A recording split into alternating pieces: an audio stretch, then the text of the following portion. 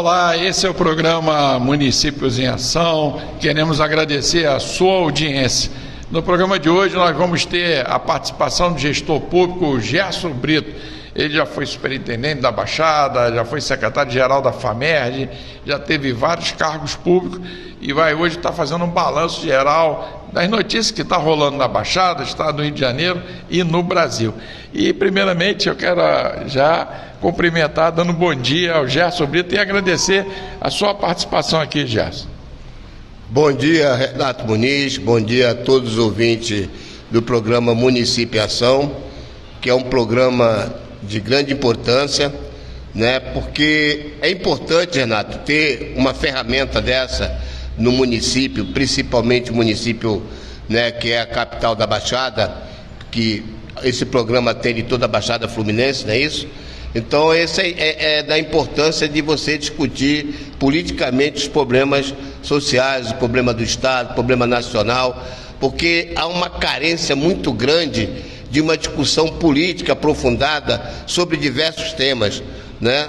Tem muito fake news, tem muita mentira, tem poucas informações e muita desinformação. E um programa como esse é importante para a informação da comunidade, do município, do estado e do país.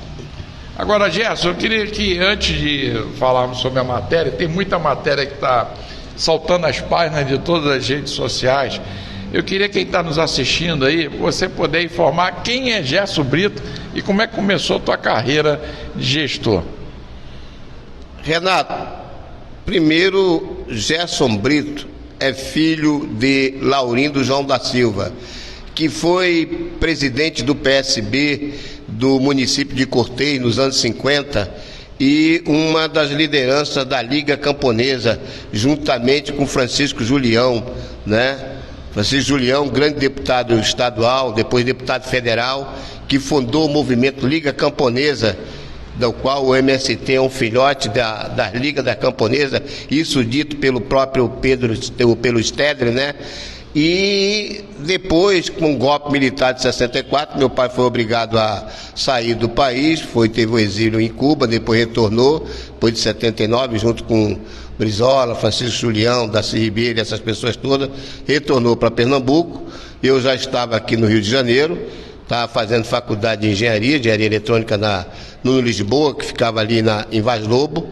E posteriormente, com a volta do Brizola, nós entramos aí nos anos 80, naquela época, nos nossos 20 anos, né? Fundamos a Juventude Socialista do PDT. E eu fui, né, secretário nacional da Juventude Socialista do PDT, depois militei dentro do movimento social, na FAMERJ, a grande FAMERJ, Federação do Estado do Rio de Janeiro, diversos programas, diversas ações que nós fazíamos no Estado.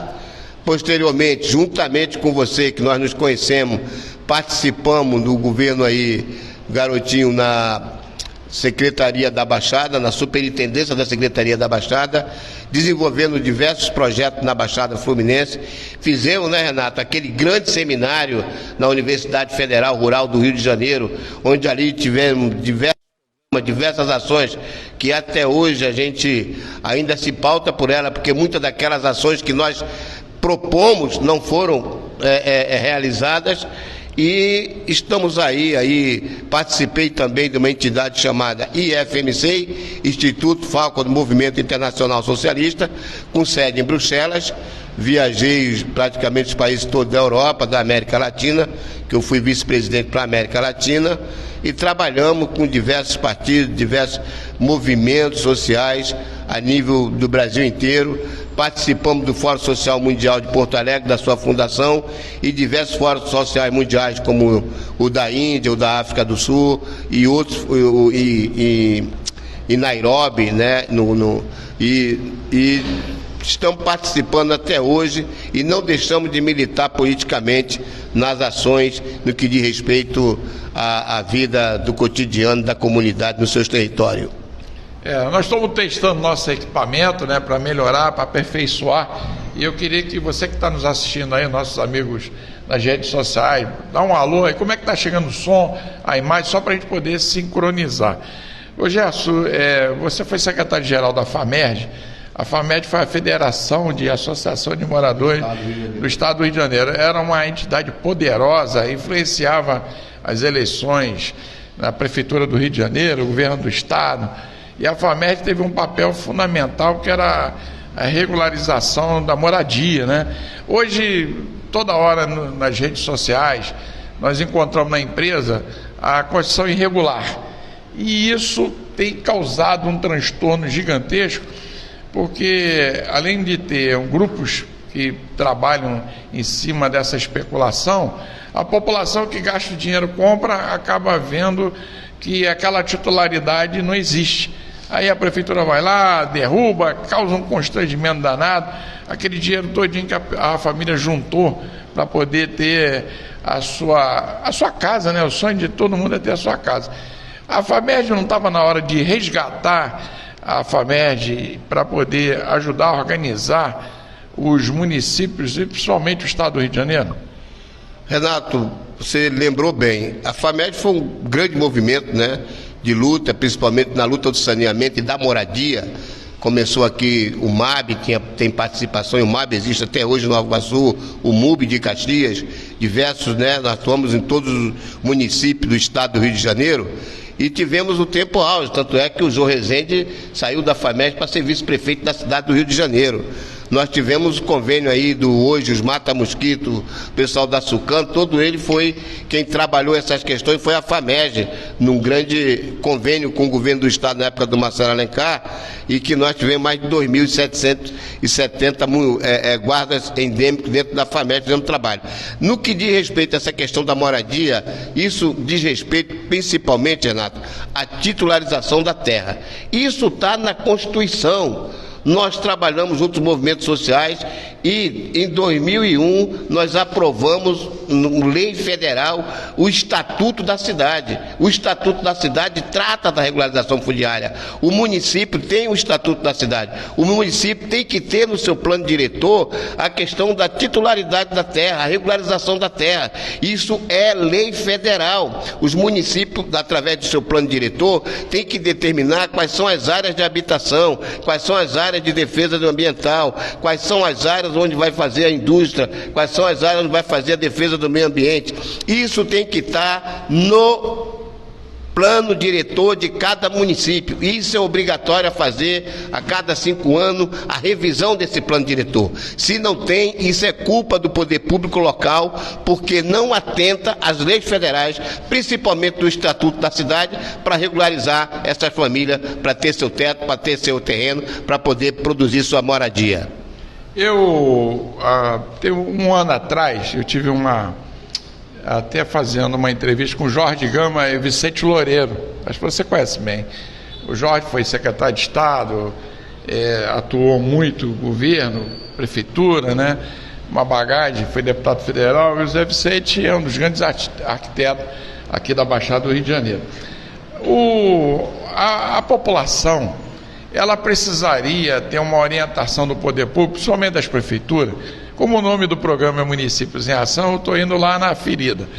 Cada uma pessoa que for construir um terreno, a prefeitura tinha que fazer pelo menos um radier, dar uma planta, para que a pessoa, quando fosse construir a sua casa, em época de chuva, por exemplo, essa mudança climática louca que está havendo agora, a tromba d'água vem, Gerson, derruba a moradia, a pessoa está dentro de casa com a família, daqui a pouco vem o desmoronamento. Isso não deveria ter uma lei nacional, uma lei estadual e os municípios, para que, antes de construir qualquer casa, a prefeitura deveria dar uma planta, deveria ser até de graça, que é para poder a pessoa, olha, você vai construir aqui, mas tu tem que fazer nessa especificação. Renato, essas experiências existem, inclusive, em alguns municípios, né? Em São Paulo tem algumas experiências dessas. Então, veja bem, não precisa criar lei. Tudo que você falou é só pegar o Estatuto da Cidade, que está lá essa lei, está dentro da questão no que diz respeito ao capítulo 182, 183 da Constituição, que regularizou a questão através do Estatuto da Cidade. Então, os municípios, se tivesse projeto, Ele pode fazer convênio com as universidades para pegar os jovens que são aí estudantes de arquitetura, de engenharia e próprios profissionais dessas universidades para dar assistência nas comunidades, para fazer uma planta, para desenvolver.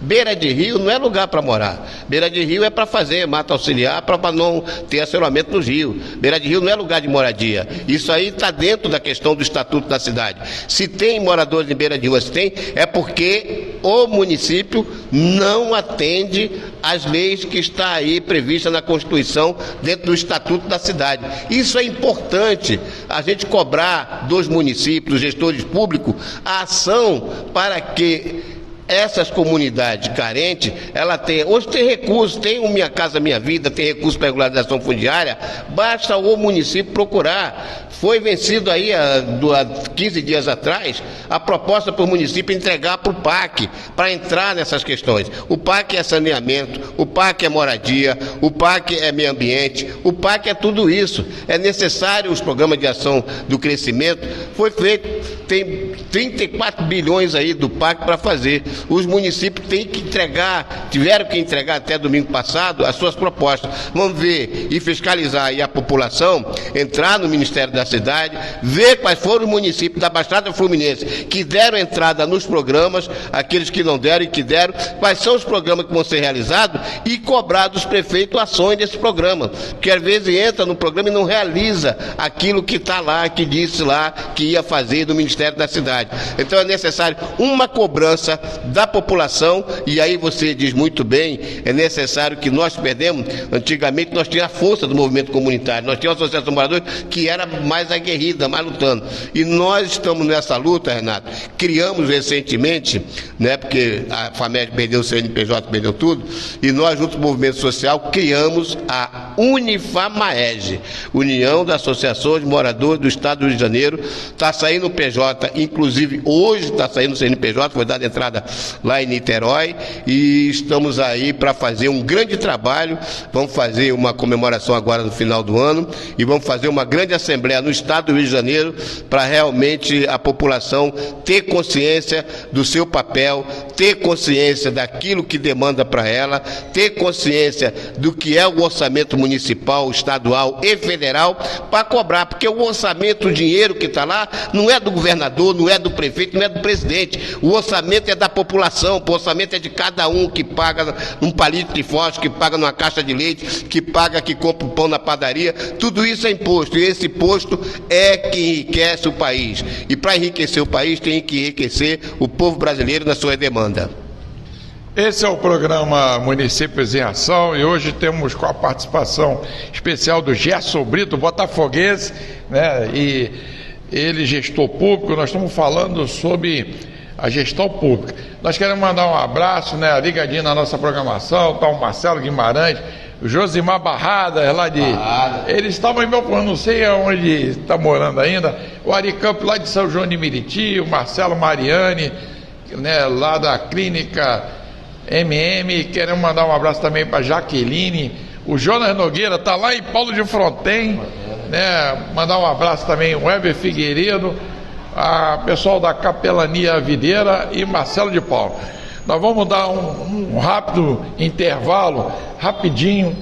Queremos mandar também um abraço especial lá para todo mundo ali de Tinguá, ligadinho na nossa programação. Vamos dar um rápido intervalo, daqui a pouco nós vamos saber, com o Gerson Brito, toda essa performance que está havendo no Brasil e as consequências que vai ter no Estado do Rio de Janeiro e na Baixada. Voltamos já já.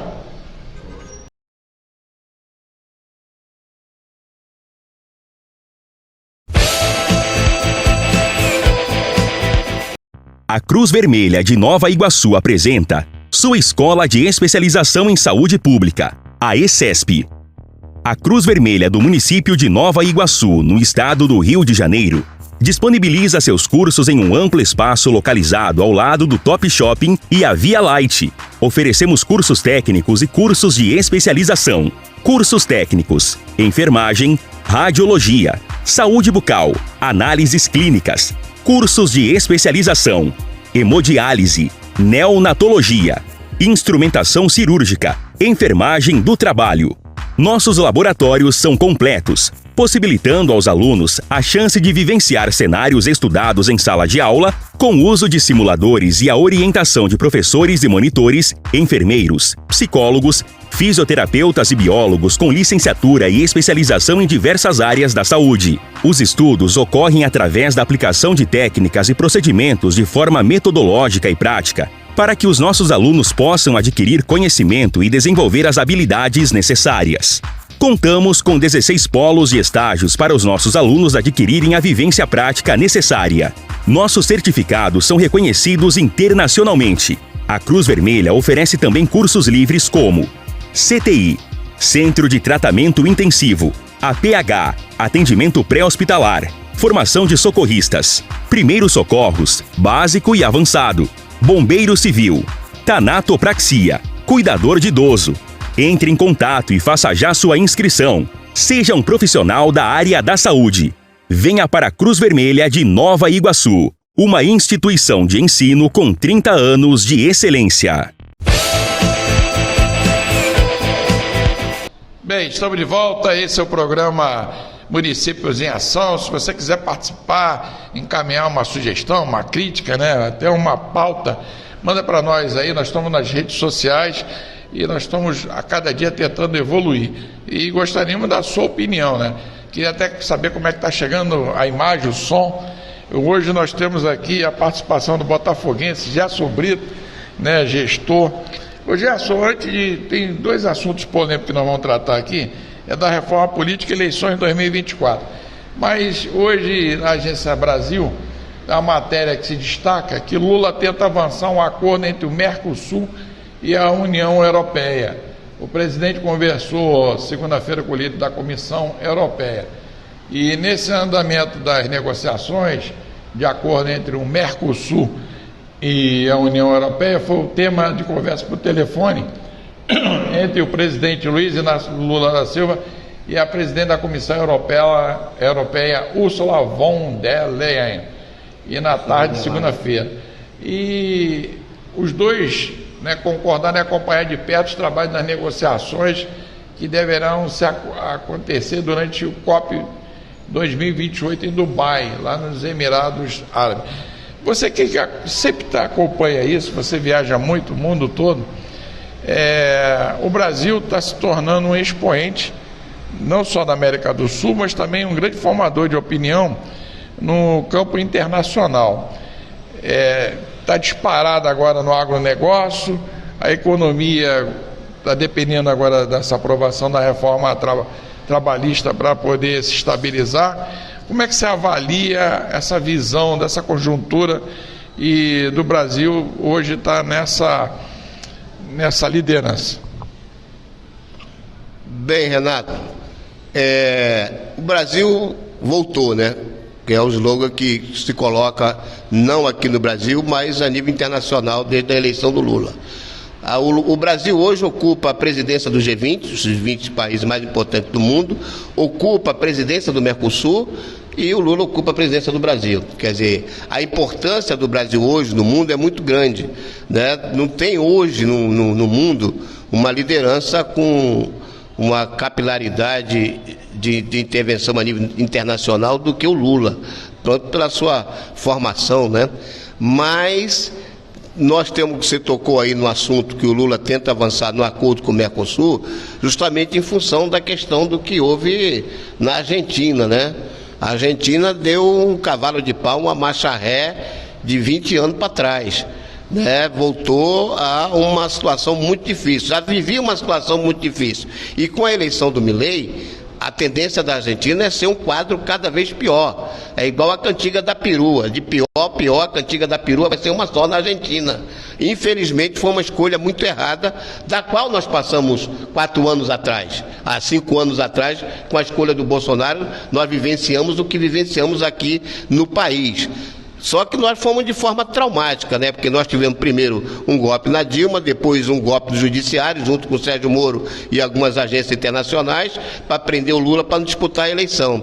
Lá na Argentina não, foi uma eleição livre, mas uma eleição em que a dolarização, a inflação muito alta, um estado de penúria na Argentina, e o Milei entrou, um louco aí, que há 2 anos que se elegeu deputado pela primeira vez, e entrou aí nessa onda aí, né, da internet aí, foi eleito mais uma vez por força dessas plataformas aí, né? Porque não tem proposta política. Você pegar toda a ação da campanha do Milei, não teve proposta política. Teve memes. Foi eleito com memes. Motosserra, falando que pegando um pedaço de pau, quebrando a sede do Banco Central, essas coisas malucas, e a Argentina acabou elegendo ele. Quando você vê, né, que um presidente eleito da Argentina recebe o cumprimento e parabenizando pessoas como Donald Trump, Elon Musk e Bolsonaro, boa coisa não virá, né? Boa coisa não virá para esse país, porque a riqueza desse país será drenada para o capital internacional, será drenada para o sistema financeiro da Argentina. E o povo, mais uma vez, irá ficar a ver navios. Infelizmente, foi uma escolha errada, e aí o Lula está nesse entrave aí, porque ele falou que ia sair do BRICS e não ia fechar com o Mercosul. Só que tem uma reunião agora, dia 6 de novembro, no Mercosul. Vai ser uma reunião que vai acontecer, e o Brasil é presidência. Então o Lula está querendo avançar essas questões, que é muito importante o Mercosul, não só para nós, mas também para a Argentina. O Brasil é um dos primeiros aí de exportação e importação da Argentina, um dos primeiros parceiros da Argentina. Então a questão não é Milei e Lula, a questão é o Estado da Argentina e o Estado brasileiro. É uma relação de Estado, é uma relação de pessoas.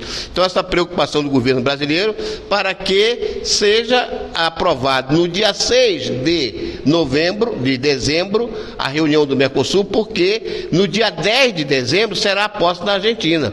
Então, se a reunião do dia 6 aprovar a questão do Mercosul, o Brasil, os países da América do Sul, dará um grande passo nesse acordo, ter relações, virar dinheiro, virar verba, virar uma série de coisas, e relações do próprios empresariados, que isso aí cria emprego, gera uma série de ações, né? Por isso essa preocupação do governo brasileiro para antecipar essa reunião do dia 6 de dezembro para consolidar o Mercosul. Agora, foi citada uma especulação da criação de uma moeda entre os países que fazem parte do Mercosul. Isso avançou, está em stand-by ou ainda está amadurecendo? Não, isso está um processo de amadurecimento, né? O que avançou realmente foi a questão do BRICS, né? Para que as importações e exportações dos países seja feita nas moedas dos países em comum que vai se fazer. Isso é um grande avanço. Renato, nós estamos avançando para um outro patamar do mundo multipolar. Aquela realidade americana que ser dono do mundo e tudo está acabando. Não é à toa que os Estados Unidos estão criando guerra em tudo quanto é lugar, porque está se vivendo acossado, né? A rota da seda, da Ásia, da Eurásia, que a China está colocando, tendo relações com todos os países, né? Você vê o BRICS hoje, entrou a Argentina, entrou os países ali do Oriente, maiores produtores de petróleo. Então hoje a Índia, a China, Brasil e esses países que entraram aí, tem 45% do PIB mundial hoje. E se entrar mais 40 países, vai passar essa economia. Então, isso não é só uma questão de economia, vai ter também um processo de um poder político lá na frente, né? A ONU precisa repensar o seu papel. A ONU não é mais a ONU de 1945. Hoje é uma outra realidade, entendeu? A ONU aí não serve porque tá os conflitos aí, tanto da Ucrânia quanto os conflitos de Gaza, e a ONU não foi capaz de intervir. Não foi capaz porque você tem um soberano que manda em tudo, que é os Estados Unidos, do dono soberano da ONU, e tem o seu capacho lá, que é Israel, que é o pitbull lá dos Estados Unidos para tomar conta daquela região ali do Oriente Médio. Então, essas guerras todas, elas poderiam não acontecer se a ONU, que foi criada para não haver guerra no mundo inteiro, tivesse um papel importante nesse conflito, e não está tendo. Agora, nós estamos vivendo uma anomalia, essas mudanças climáticas também, fora a guerra, fora a passagem da Covid, e isso está afetando o dia a dia. Nós estamos pegando temperatura a mais de 50 graus, né? Que era aquela música Rio 40 graus, já até passou. E agora vai ter que fazer até uma nova música aí, baseada nessas mudanças. Essa situação todinha da questão do uso, né, do combustível fóssil, né, que ainda não se discutiu, parece que precisa virar um micro-ondas para que todo mundo acorde o que está acontecendo no planeta. A camada de ozônio agora tomou conta, né, mudou toda a atmosfera, onde deveria estar chovendo, está sol, onde está sol, está chovendo, e nós aqui no Rio de Janeiro estamos pegando todas essas mudanças. Em Dubai, vai ser discutido essa questão das mudanças climáticas? Isso vai ser colocado como prioridade ou nós vamos ter que aguardar essas mudanças climáticas da natureza para poder fazer com que as nações, né, possam acordar, Gerson?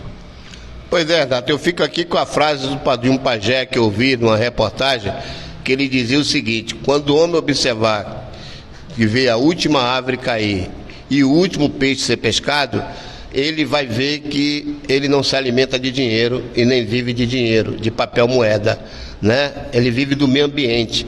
Nós somos fruto do meio ambiente no qual nós vivemos. Se nós tratarmos bem o nosso ambiente, nós viveremos numa situação melhor. Se nós tratarmos mal, cortarmos as árvores, atacar nosso rio, tudo, nós vivemos uma situação de calamidade cada vez pior. Essa COP28 é para tratar realmente desses assuntos. O Brasil vai sediar a COP30 no dia 25 de novembro, a partir do dia 25 de novembro de 2025, será no Pará, em Belém. Então é uma grande oportunidade para todos os países do mundo e daqui da América Latina, principalmente os países amazônicos, né? Você tem aí o Peru, você tem a Colômbia, você tem o Brasil, você tem a Bolívia, todos esses países que fazem parte, o Suriname, esses países que fazem parte da Amazônia, a Amazônia como um todo, não a Amazônia Estado, a Amazônia que é esse complexo aí, esse bioma enorme que dá riqueza à vida. Nós temos que ter recursos, em vez de botar bilhões e trilhões, né? Você tem um avião aí que derruba um avião daquele que custa 30 milhões de dólares. Quantos milhões são gastos numa guerra para cada vez mais afetar o clima? E quanto dinheiro é dado para atender a questão da demanda climática no mundo inteiro, né? No dia 15, no nosso feriado, Renato, aqui, foi feriado nacional da Proclamação da República, no Quênia, lá onde eu estive no Fórum Social Mundial em Nairobi, foi feriado nacional no Quênia, na África, o dia inteiro. Sabe por que foi feriado nacional, Renato? Foi feriado nacional para que cada habitante do Quênia plantasse uma árvore. Eles deram, o exemplo vem da África, o exemplo vem dos países que não são do primeiro mundo, mas são pessoas que têm consciência, que sabem da luta do seu ambiente, que vivem no Saara, que vivem nesses lugares difíceis e sabe da sua dificuldade, né? O povo sabe da sua dificuldade, o povo tem a consciência. Os governantes é que criam a guerra para os outros lutarem, para não construírem nada, para devastar o meio ambiente, para devastar o planeta e para matar a humanidade. Nós temos que ter uma outra lógica de mundo, um outro pensar no mundo, para que nós possamos construir um mundo melhor. Eu acredito que esse mundo é possível, mas é preciso mudar a mentalidade, principalmente dos nossos governantes, Renato. Agora, Gerson, tudo isso tem uma lógica, né? Por exemplo, as representações de todos os países vêm de um processo eleitoral. Todo processo eleitoral ele tem as suas consequências, seja de esquerda, seja de direita, de centro, e eu não sei agora qual é a outra modalidade que eles vão criar. Uma das coisas que eu sempre defendi, e nós participamos junto, foi a questão da luta por uma reforma política. Muda-se toda a estrutura, mas o sistema é o mesmo. Quem financia as campanhas automaticamente trabalha para manter o sistema, o monopólio, para depois chegar lá na frente, quem foi eleito, ele vai continuar no poder. Não deveria já mudar uma mentalidade, ter uma obrigação, por exemplo, aqui no Brasil, vou dar um exemplo, não vou nem fugir muito daqui. Nós não tínhamos que ter uma pressão, porque aqui no Brasil as coisas funcionam na base da pressão, não é verdade? Ter uma mudança para que a população entenda a necessidade de fazer uma reforma política, porque quando você vai escolher um vereador, automaticamente o vereador, o prefeito, deputado, senador, governador e presidente é bode de luxo do povo. Nós pagamos salário. E na realidade inverte as coisas. Os partidos políticos viram empresas, essas empresas que ditam as regras do jogo. E muitas das vezes é contra a opinião pública. Não estava na hora de se discutir uma reforma política para poder ter transformações reais nesse país? Renato, você tocou no tema muito importante. A mãe de todas as reformas deveria ser a reforma política. Mas isso eles não tocam, Renato, porque toca muito interesse. Vamos fazer um pequeno lembrança histórica da nossa própria história aqui do Brasil. Nós vivemos um momento lá atrás, né, dos anos da ditadura militar, onde que só tinha dois partidos políticos. Era a Arena e o MDB. Um que era do regime militar e o outro que podia falar algumas coisas, não podia falar tantas coisas, que quando falaram, caçaram os deputados daquela época, né? E com a tomada do fim da ditadura militar, nos anos 80, nós começamos a ver essa questão política. Então, logo com a retomada da democracia, naquele momento, você lembra muito bem, quantos partidos tínhamos? 5 partidos políticos. Era o PMDB, era o PDT, era o PTB, era o PDS e o PT. 5 partidos políticos. Com a reforma política, foi se criando os partidos políticos. Hoje nós temos aí na faixa de mais de 35 partidos políticos. Agora, qual é a grande deformação que houve nesse processo? A grande deformação foi que os partidos, na nossa concepção, quando nós debatíamos dentro do PDT, você lembra muito disso, nós criamos um partido para ter um debate da sociedade. Nós temos um braço ali do movimento social, nós temos um braço dentro do sindicalismo, movimento de mulheres, movimento negro, movimento organizado que trabalhava pelo saneamento. Cada partido tinha uma linha de ação, tinha um trabalho. O PDT tinha, o PT tem isso até hoje, mas você vê os outros partidos, é tudo cartorial. É o cara, o partido ter o carimbo do TSE e fica debaixo do braço para quê? Para ter tempo de televisão e negociar com o prefeito, negociar com o governador, negociar depois na frente com o presidente da República, para ter suas demandas, das suas necessidades pessoais, não do povo brasileiro, para atender essas demandas de dinheiro, de grana, de obra. Então, essa grande deformação, nós temos um processo político aí totalmente deformado e que você não tem mais discussão política hoje. Não existe um debate político sobre as questões dos grandes temas brasileiros que precisam ser colocados, né? A questão ambiental, a questão dos direitos humanos, a questão da própria moradia, a questão do saneamento. Esse debate foi esquecido, porque esse debate não está. O cara vai para o prefeito, o presidente do partido político vai para o prefeito, não vai discutir a demanda da comunidade ou do seu município, vai discutir a demanda dele, da família dele, porque é partido cartorial. Precisamos acabar com isso e fazer uma grande reforma política. Com esse Congresso, acredito que não fará, mas é preciso uma grande mobilização para se fazer, talvez, Renato, chamar um grande plebiscito para fazer o debate da reforma política. Esse é o grande debate que devemos avançar. Porque, vou dar exemplo aqui, vereador, começar com o vereador. Se ele não tem ideia qual o papel que ele vai fazer na sociedade, aí ele vai estar ali, vai ser eleito, né? Ele vai ter salário, vai ter carro, vai ter gasolina, vai ter auxílio paletó, vai ter uma série de benefícios do qual ele não foi preparado para isso. Eu acho que tem tanta verba, por exemplo, os partidos políticos agora receberam fundo partidário e fundo eleitoral. Eu acho que tinha que ter uma lei, os deputados aí que têm uma visão mais avançada, criar uma faculdade, criar uma escola técnica, para que prepare a pessoa para ele exercer aquela função. Vou dar um exemplo muito objetivo. Nós estamos dando um prédio aqui.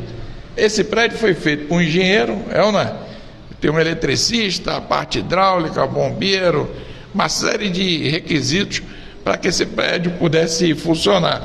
Alguém assinou, alguém estudou. O político não precisa nada disso. O político vai ser dono do prédio, vai comandar tudo e não vai precisar ser capacitado para exercer a função.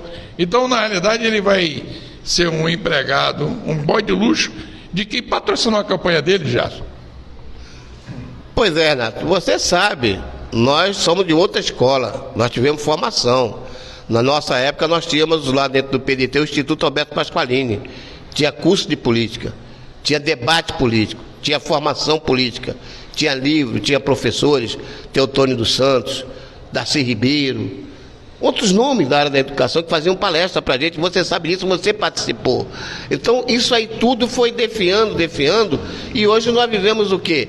Você vê, o cara só quer ser partido político para fazer maior número de bancada, para ter maior número de dinheiro. O caso do PL, com 99 deputados, tem quase 1 bilhão de verba anual para atender. Aí gasta essa verba como? Pagando 40 mil de salário para Michele Bolsonaro e pagando mais 40 mil reais para o Bolsonaro.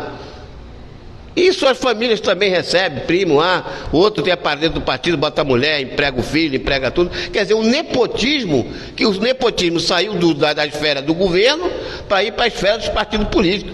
Você pegar o presidente desse partido político pequeno que tem verba aí, a verba desse partido não é para atender a demanda do partido, atender a demanda daquele partido, é para atender a demanda, às vezes, na grande maioria, dos familiares do presidente de partido. Então é necessário uma grande reforma política e delimitar justamente isso, ter curso de formação, ter participação, ter verba para partido que tenha determinadas cláusulas para serem cumpridas. Isso aí é necessário para a gente poder fazer, né? Qual é a inserção do Partido Social dentro da comunidade? Quase zero, não tem nenhuma. Praticamente os partidos hoje abandonaram as comunidades ao léu. As comunidades hoje não têm uma representação, só tem muito mal um vereador que vai lá de 4 em 4 anos para dar uma enganação, para dizer que botou uma água, uma bica d'água, um asfaltozinho ali que é do prefeito, que é obrigação, que isso não é papel de vereador. Papel de vereador é legislar, é fazer lei para a proteção da sua comunidade, fazer lei para a proteção do seu município, criar uma lei para atender a questão ambiental, uma lei para atender a questão do transporte, uma lei para atender a questão da educação, uma lei para atender a questão da saúde. Não é para ficar no gabinete pedindo cargo para um, para outro, ou pedindo uma rua asfaltada. Isso não é papel, isso não é papel de vereador. Papel de vereador é legislar. E nós vemos muito pouco isso dentro da nossa realidade brasileira. Esse é o programa Municípios em Ação e hoje com a participação do Gerson Brito, o botafoguense Gerson Brito. Nós vamos dar um rápido intervalo e depois nós vamos saber a importância do royalty da água aqui para a Baixada Fluminense. A água que a Baixada fornece para o Rio de Janeiro e que não tem contrapartida nenhuma. Nós vamos voltar a falar isso daqui a pouquinho, no intervalo. Só para beber um café, uma água, voltamos já já.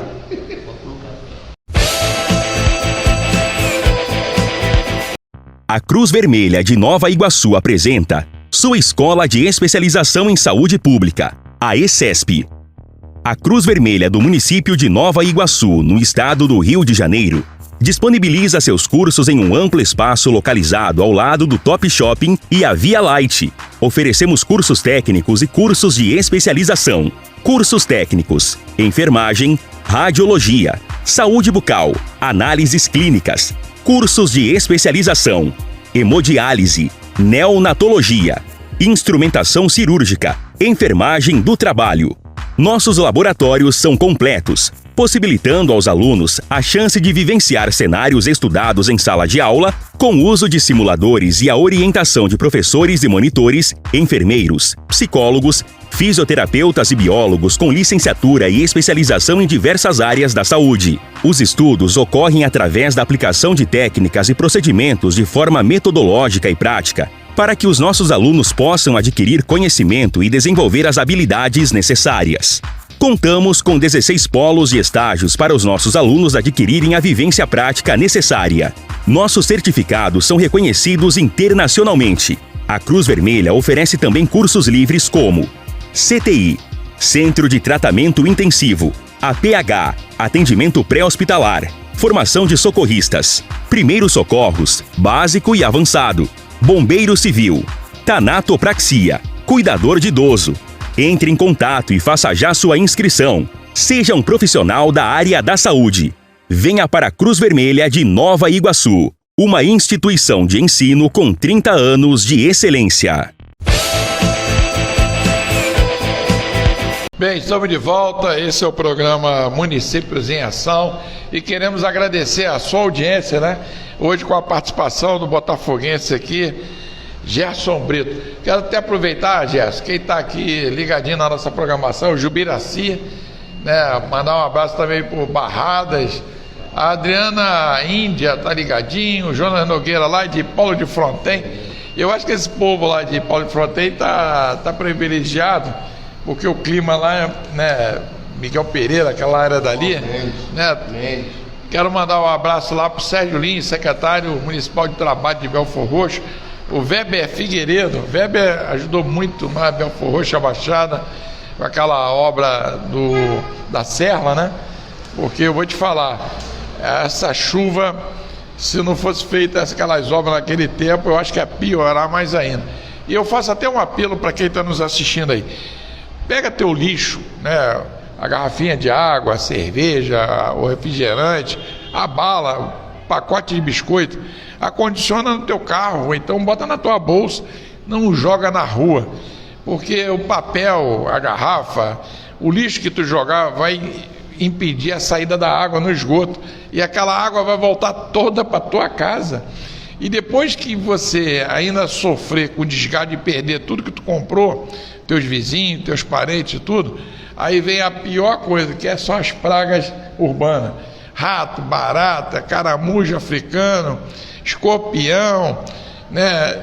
Tudo isso vai invadir a tua casa. Aí você já perdeu teus móveis, já perdeu teus utensílios domésticos, e você ainda vai ter que arranjar dinheiro para poder expulsar aqueles visitantes indesejáveis. Então, façam aí um apelo. Eu já vi, Gerson, a pessoa na Dutra, eu estava dirigindo, o cara jogou uma lata de Coca-Cola, bateu no asfalto, veio igual um tiro no vidro do meu carro.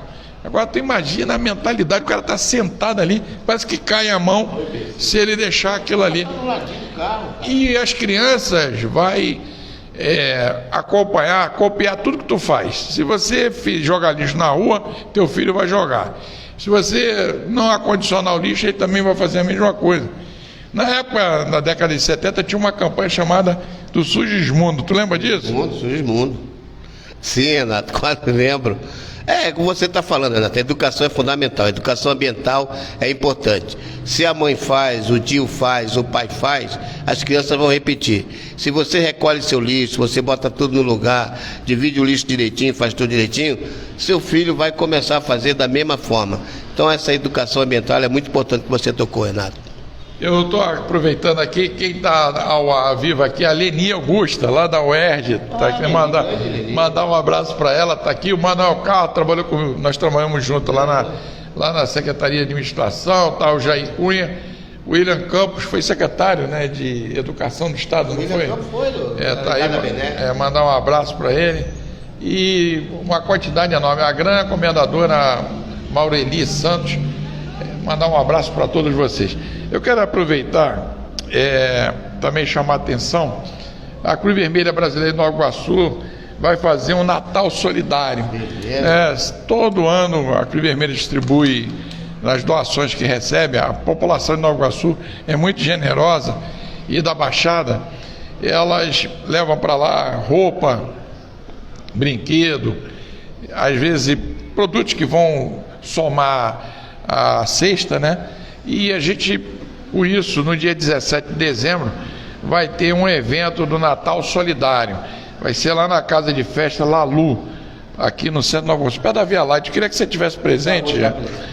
Vai ser de 1h30 até 8 horas da noite. Então vai. É um domingo, né? Vai ter artistas, vai ter personalidade, celebridade. E nós gostaríamos que você que está nos assistindo participasse. A entrada vai ser 2 kg de alimento não perecível. Quem não quiser, paga a entrada lá na hora, lá, só para poder. E a consumação vai ser fundamental. Então, nós vamos ter o apoio de várias empresas. Queremos agradecer ao Popó, a Secretaria Estadual de Cultura, está presente, porque é nesse momento. Às vezes tem pessoas que não têm o que comer no Natal. Uma série de razões, uma série de situações. E a entrada para esse evento vai ser para arrecadar, para dar destino, né? e pessoas com essa situação de vulnerabilidade social. É nesse momento agora, né, Gerson, que as pessoas possam colaborar. Como é que eu posso ajudar? Vai lá, participa, dá um pulinho lá, vai com a tua família. É o momento oportuno, é agora, né, Gerson? Renato, essa ação é muito importante. Eu lembro que na época da FAMEG, a gente participou da campanha Natal Sem Fome, fizemos um grande show lá em Niterói e arrecadamos toneladas e toneladas de alimento e distribuímos para as associações de moradores naquele Natal, né, de 98, foi em 98 isso, distribuímos para diversas famílias na época o Natal Sem Fome, que era a grande campanha do Betinho, no qual nós estávamos integrados. Então esse Natal solidário aqui da Cruz Vermelha é muito importante a participação de todos, né, para colaborar, porque tem muita gente que na ceia de Natal às vezes não tem o que comer, Renato. Então a gente tem que ter essa solidariedade, né? Então o Natal Solidário é importante para isso. Aproveitar aqui, Renato, mandar um abraço para nosso amigo Jubiraci, ele vai saber o que eu estou falando, presidente da Comissão Sem Fome, a nossa amiga Leni Augusta, o Barrada, que trabalhou com o Vivaldo Barbosa, eu lembro do Barrada na época do PDT, e demais companheiros, o William Campos aí do PT, trabalhou com a Bené, e demais companheiros aí, o companheiro de Paulo de Frontanha, eu sempre passo em Paulo de Frontanha porque eu vou a Rio das Flores, lá no sítio, né, e o meu caminho é ali, Paulo de Frontanha, Mendes, Vassoura, para ir para Rio das Flores, uma cidade maravilhosa, um clima maravilhoso, e um forte abraço aí pro pessoal de Paulo de Frontinha. Falar disso me lembrou da onça, hein?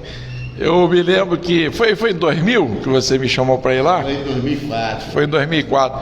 Eu fui com o Gerson lá, na casa da sogra, né? Isso. Tinha até um alambique. O Capitão Neto vai gostar que eu vou falar aqui.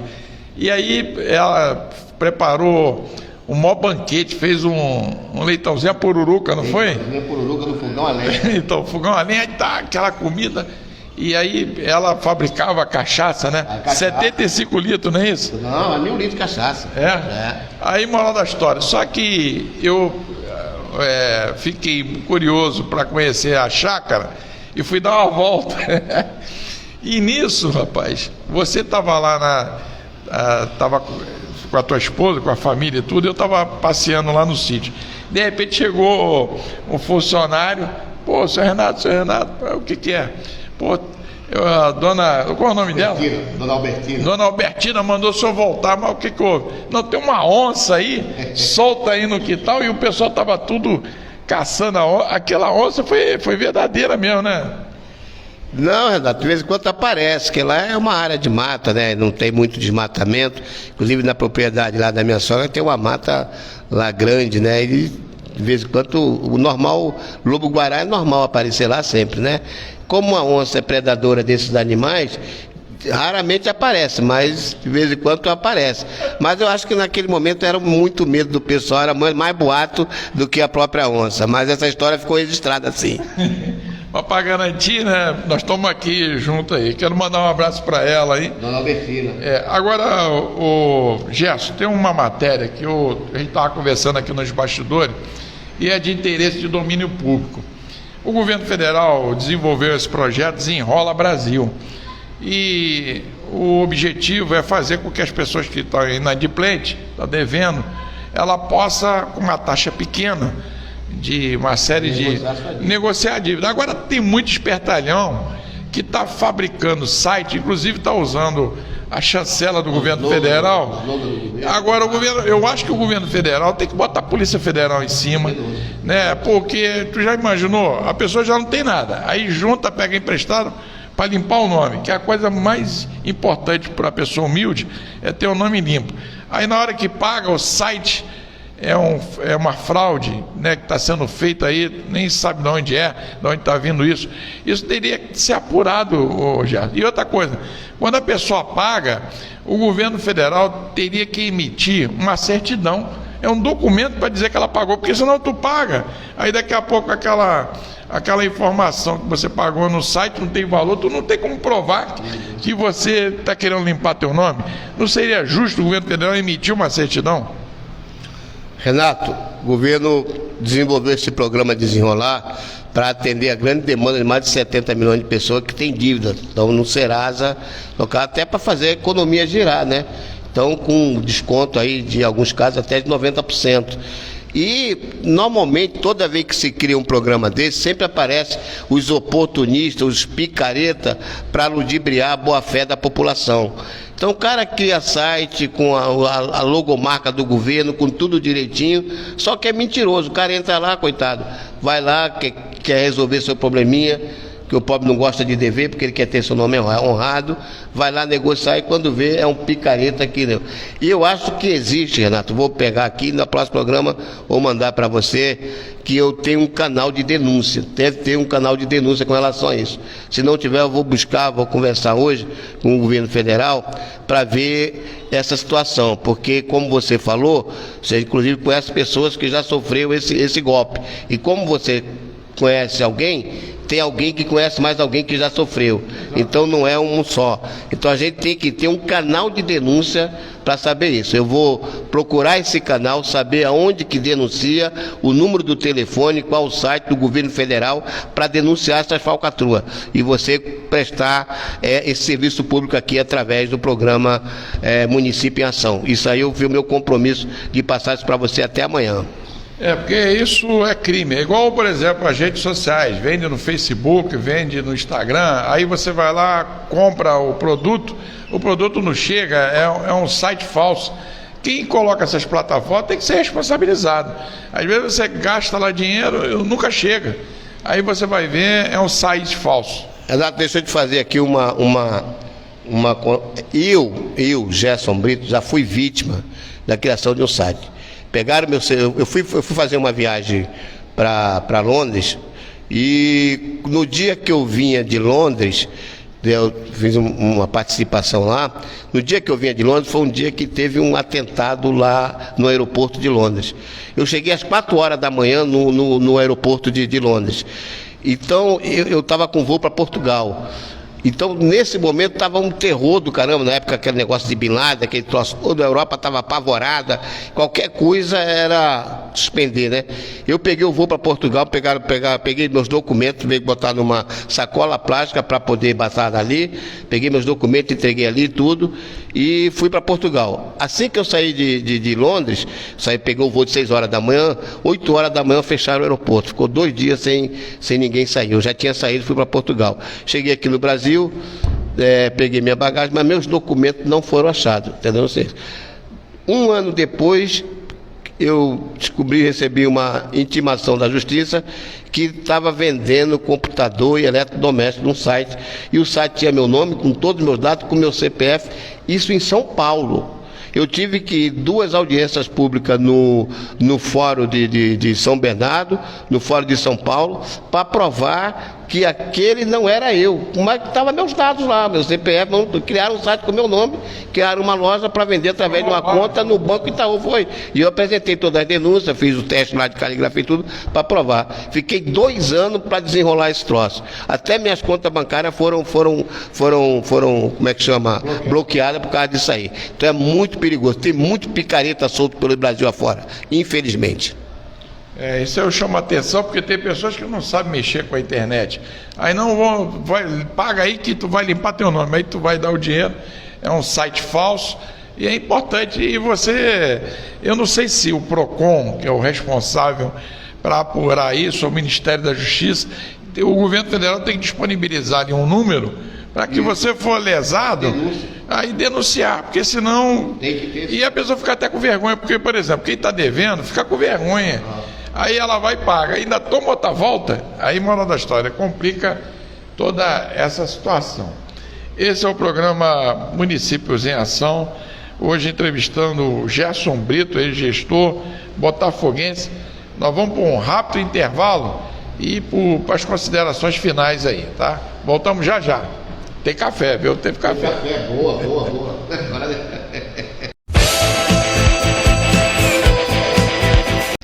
Bem, estamos de volta. Esse é o programa Municípios em Ação e hoje com a participação do Gerson Brito, né, o botafoguense, morador da Baixada. Gerson, antes de eu coloquei um tema aqui que é polêmico. Nós estamos vivendo agora essa mudança climática e o calor está insuportável.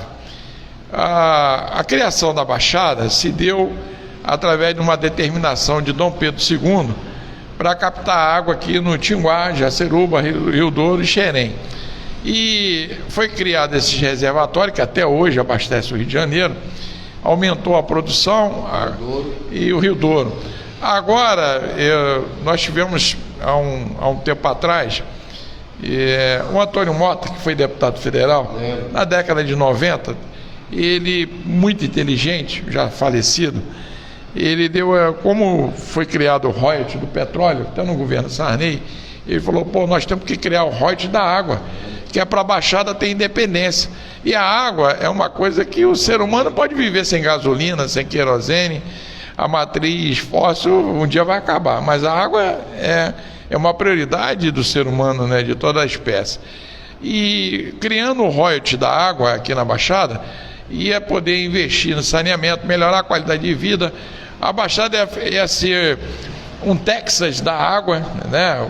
Ia ter uma renda independente dos repasses que a prefeitura recebe do governo federal e do governo estadual, e teria independência. O que você acha de isso ser colocado numa informação para que os municípios do qual fazem parte toda essa área de preservação ambiental, que é o Tinguá, ela possa ser beneficiada e isso colocar como uma discussão para o governo federal e o governo estadual?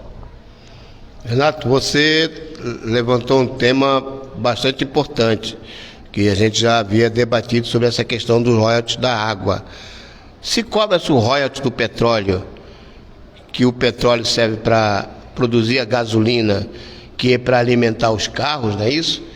Por que não cobrar o royalties da água, que é para alimentar nossas vidas? Olha só. Por que não cobrar os royalties da água que alimenta nossas vidas? E a Baixada é um manancial de água do estado do Rio de Janeiro, onde abastece Ipanema, Copacabana, os grandes bairros da Tijuca. E a população aqui, às vezes, não tem água na sua torneira, água maltratada, não tratada, né? E aqui que nós fornecemos essa água. Você vê Rio Douro, você vê o Guandu aqui, no quilômetro 32, você vê a nossa estação aqui. Então, o Rio Guandu, que cobra toda a Baixada. Então, veja bem, isso aí é uma coisa que tinha que ser. Infelizmente, nós não temos representante hoje à altura para encampar essas questões. A SEDAI aí foi vendida por bilhões. E ninguém falou nessa questão de pagar a água, de onde vem a água, para quem serve a água. Ninguém discute isso, né? Então a Baixada Fluminense, como é o berço da água aqui, ela tinha que ter, através dos seus representantes legítimos, através da sua comunidade, de prefeitos, vereadores e deputados da região, para defender esse interesse, esse bem comum da Baixada Fluminense. Porque esse dinheiro serviria para quê?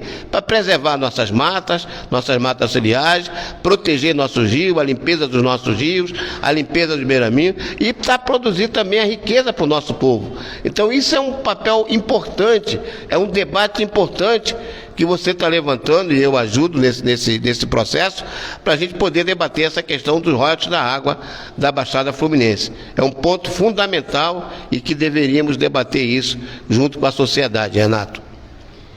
Bem, esse vai ficar um tema para a próxima, né? Semana que vem nós vamos contar com a sua presença aqui.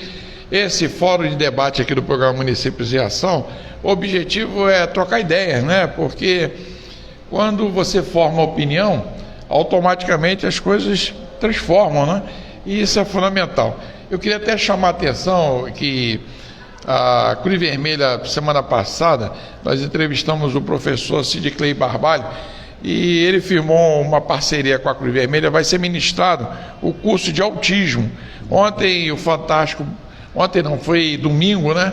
O Fantástico bateu muito falando sobre essa questão do autismo, né? Que um professor não estava preparado, deu uma gravata no aluno, né? Acabou. Na escola militar. Então o que aconteceu? Agora, se você quiser capacitar a tua escola, a tua empresa, família às vezes gasta uma fortuna. A Cruz Vermelha agora está com o curso de autismo e você pode entrar em contato, né, através do www.cruzvermelhani.org.br ou então através do telefone. Poxa, como é que faz para mim entrar em contato? É o 21 2667 4373, 2667 4373. Ô Gerson, eu quero te agradecer, né? Muita gente aqui mandando um abraço para você. Depois eu vou encaminhar para que você possa saber, as pessoas, né? O carinho, isso é importante. Eu acho que tudo que nós tratamos aqui foi de interesse de domínio público e quero te chamar a atenção, você está na frente, o Botafogo está na frente, né? Está quase sendo campeão. Eu sou flamenguista, mas eu estava torcendo para o Botafogo ganhar, que era para poder, né, alternância do poder. Eu estou torcendo para que, porque senão ficar chato toda hora o Flamengo ganhando, né? E tem que ter o Fluminense, o Vasco, essa alternância. E eu queria que você pudesse estar frequente conosco aqui, trazer matérias. Você tem uma experiência internacional e é importante para quem está nos assistindo saber o que está acontecendo nos bastidores. Uma coisa é a fabricação de uma informação, a outra é a verdade. Por isso, mais uma vez, eu te agradeço e gostaria das suas considerações finais. Renato e aos ouvintes do programa Município em Ação, eu que agradeço estar aqui presente, né? Você toca num assunto muito importante, Renato. As grandes mídias, né, até internacional, como o El País, o New York Times e outros países, só negam muita informação, porque as informações elas são do interesse para atender o capital internacional. Essas informações da guerra hoje que está acontecendo, tem muita desinformação. Então a gente precisa ter pessoas que realmente compreendam a realidade e debatam a realidade como elas são. Não o tio do Zap ou a tia do Zap, mas a história como ela é, né? Acabou a luz? Não, pode ir. Tocando a história como ela é. Então isso é importante você falar, né? Por exemplo, dá um exemplo, essa questão do sionismo. Pouca gente fala, é tudo distorcido. O sionismo foi criado pela questão do povo judeu que vivia na Europa no século XIX, final do século XIX, para procurar uma terra palestina, porque ele dizia que os palestinos que lá viviam lá, eles diziam que era um povo sem terra, um povo com terra para um povo sem terra. O que ele queria dizer com isso? Ocupar a Palestina, que era um povo com terra, para um povo sem terra, que aquele povo não era povo, quer dizer, uma supremacista, né? E aí começou esse conflito desde os anos 1800 até os dias de hoje. Aquele povo palestino foi acossado a viver daquela forma como vive. Então o debate ele tem que ser debate histórico, não é um debate que nada acontece hoje, Renato, nada explode hoje. Tudo tem uma consequência de anos de longevidade até para acontecer um desastre. As coisas são assim.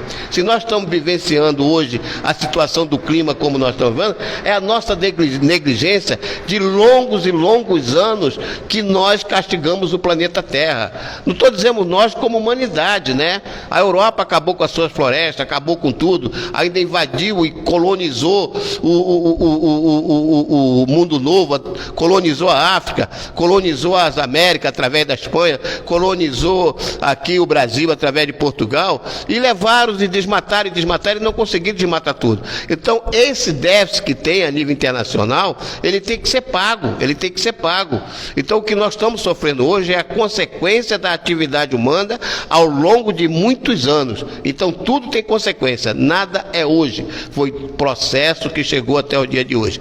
Eu não vou me alongar porque estamos chegando no final. Quero agradecer a participação de todos e mais uma vez agradecer o teu convite por estar aqui. Um abraço, Luciano, um abraço, companheiro ali, um abraço a todos e a todas, um belo final de semana, um forte abraço para todos e todas. Obrigado, Renato. Eu que agradeço, quero mandar um abraço lá para o Capitão Neto, pessoal lá de Comendador Soares ligadinho, lá para o Dentinho, né, o Dentão, ligadinho na programação lá no bairro de Ponto Chique, né? Outro dia nós vamos fazer uma matéria lá. Quero mandar um abraço lá pro Valdinei, já convidou todo mundo para comer hoje, ó. Renato, vem aqui, traz o Capitão Neto, traz o Dentinho para comer hoje. Daqui a pouco nós vamos lá para ver se aquelas panelas tá saindo aquele cheiro bom aí. Quero mandar um abraço lá pro presidente da Câmara do Comércio Brasil-Texas, Dr. Max Paul, ao Dr. Sérgio Almeida, né? Tá lutando aí pelo aeroporto de Nova Iguaçu. Mandar e agradecer a Tininha, o pessoal da TV Band. Eu queria mais uma vez agradecer o carinho e a receptividade que foi recebido e mandar também um abraço lá para a República do Guiné, tiveram aqui, né? E foi muito importante esse intercâmbio. Nós ficamos por aqui, agradecemos a sua audiência, um abraço, um bom início de semana. Um abraço, tchau.